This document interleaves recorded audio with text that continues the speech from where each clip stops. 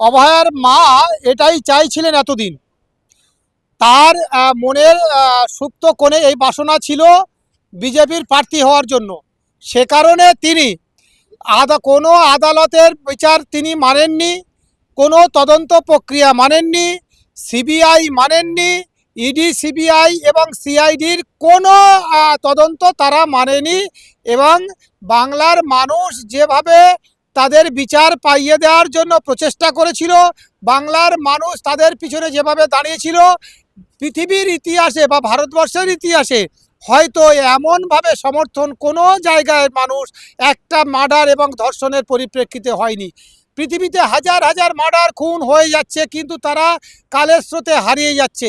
কিন্তু অভয়ার রাজ্যিকরের যে বিষয়টা ঘটেছে, আমরা গর্বিত। আমরা তাদের জন্য প্রাণপণ বাংলার মানুষ বিচার পাওয়ার জন্য লড়াই করেছে, কিন্তু মানুষের সেই বিচার পাওয়ার প্রতিবাদটাকে হাতিয়ার করে অভয়ার মা যেভাবে একটা দলের শরণাপন্ন হলো, সেটা অভয়ার আত্মার তৃপ্তি হবে বলে আমি মনে করি না।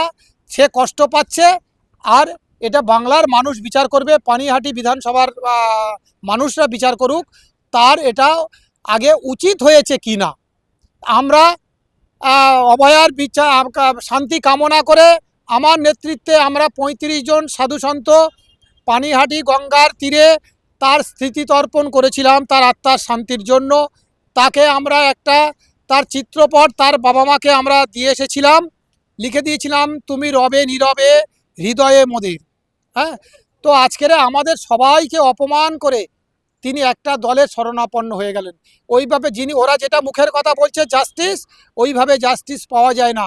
যেভাবে মানুষ এত স্বতঃস্ফূর্তভাবে তাদের সহযোগিতা ছিল, তা সেগুলোকে বঞ্চিত করে তিনি টাকার লোভে, পপুলার হওয়ার লোভে, প্রতিষ্ঠা পাওয়ার লোভে আজকের তা এই কাজটা করেছেন বলে আমি মনে করছি।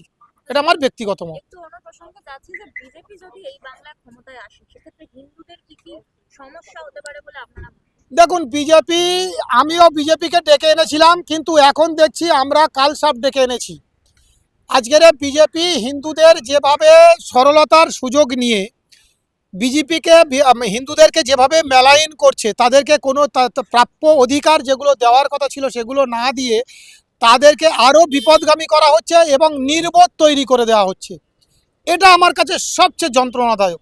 সমাজের সাধারণ মানুষকে কোটি কোটি টাকা দিয়ে, তাদের কার্যকর্তাদের কোটি কোটি টাকা দিয়ে তাদেরকে নির্বোধ তৈরি করা দেওয়া হচ্ছে, যেটা আগামী দিনে একটা সমাজের ক্ষেত্রে ভয়াবহ ক্ষতি।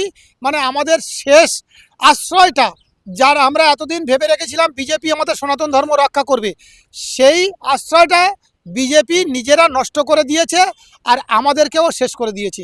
বিজেপি সমস্ত হিন্দুদেরকে তার দলে টেনে নিচ্ছে, আর বিজেপি যেদিন হেরে যাবে সেদিন সমস্ত হিন্দু সমাজ বা সনাতনী সমাজ অসহায় হয়ে যাবে এবং অভিভাবকহীন হয়ে যাবে। সেটা অত্যন্ত খারাপ। সে কারণে আমরা তাদেরকে অনুরোধ করছি, যেসব হিন্দুত্ববাদীদেরকে, যে যদি হিম্মত থাকে সনাতন ধর্ম রক্ষা করতে হয়, তাহলে বিজেপির কাছ থেকে গুরুকুল শিক্ষা এবং জন্ম নিয়ন্ত্রণ বিল এই দুটো আদায় করে নিন। তারপরে বলবো সনাতন ধর্ম, হিন্দু ধর্ম রক্ষা করার জন্য বিজেপি আমাদের উপর চেষ্টা করেছে, নাহলে না। বিজেপি নেতা শুভেন্দু অধিকারী তিনি বারংবার বলেছেন যে সনাতন ধর্ম এই রাজ্য হিন্দুস্তানের, এখানে শুধু হিন্দুরাই রাজত্ব করবে। এটাই কি সনাতন ধর্মের মূল বক্তব্য? না না, ও নিয়ে একদম ফালতু বকছে এবং ভুল বকছে, এবং মানে মানে যাদের কোনো কাণ্ডজ্ঞান নেই তাদের অনুপ্রাণিত করার চেষ্টা করছে।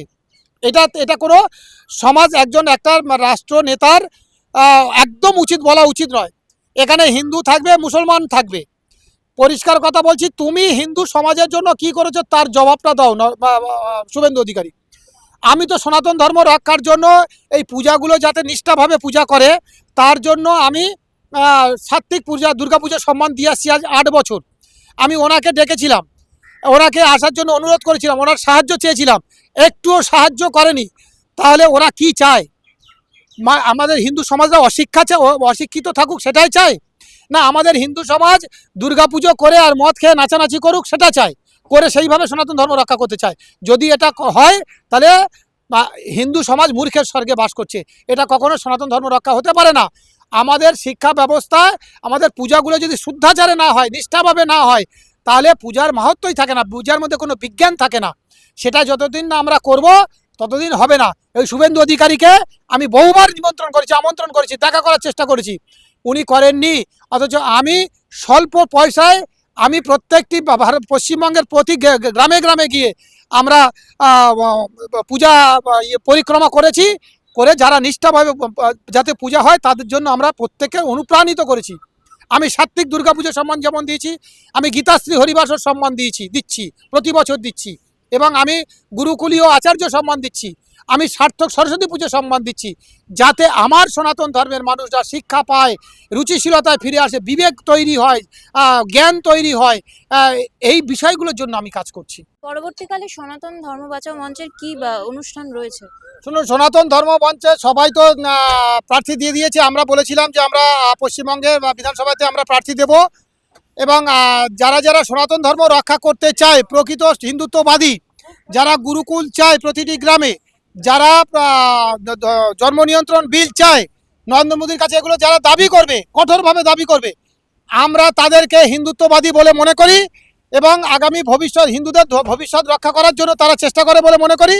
এবং আমি তাদের কাছে অনুরোধ করছি, আমরা আগামী 30শে মার্চ আমরা কলকাতা প্রেস ক্লাবে আমরা একটা ডেকেছি, সাংবাদিক সম্মেলন ডেকেছি। আমরা আমাদের প্রার্থী ঘোষণা করব, যারা ইতিমধ্যে নাম হয়ে গেছে এবং যারা আমাদের ইয়েতে দাঁড়াতে চায়, আমাদের দলে দাঁড়াতে চায় ধর্ম রক্ষার জন্য, যারা হিন্দুত্ববাদী, তাদেরকে অনুরোধ করছি আপনারা দয়া করে আমাদের সাথে যোগাযোগ করবেন।